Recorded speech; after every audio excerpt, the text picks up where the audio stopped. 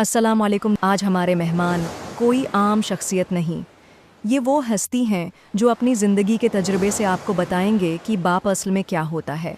बाप एक ऐसी शख्सियत जो अपनी खुशियाँ कुर्बान करके आपकी मुस्कुराहट बना देता है।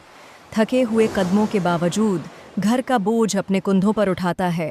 उनकी गुफ्तगू आपके दिल के अंदर तक उतर जाएगी और शायद आपको अपने बाप की याद दिला दे। तो आइए दिल को छू लेने वाली ये बात सुनते हैं हमारे आज के मेहमान से।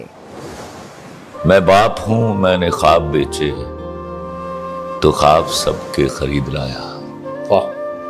मैं वो हूं जिसने अजाब झेले तो आप लोगों ने चैन पाया।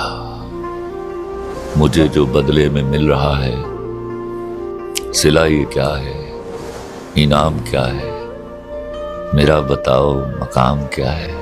वाह वाह वाह। कभी सुनो मुझसे लाडलो तुम मेरा फसाना मेरी कहानी। कभी तो पूछो कहाँ गई है मेरी वो रंगों भरी जवानी। वाह तो याद रखना तुम्हारी खातिर तुम्हारे बचपन पे वार दी है। वाह वाह। तुम्हें मैं पहले जवान कर लूं ये करते करते गुजार दी है। वाह। गुजर गई है तो सोचता हूं गुजर रही है जो शाम क्या है, मेरा बताओ मकाम क्या है।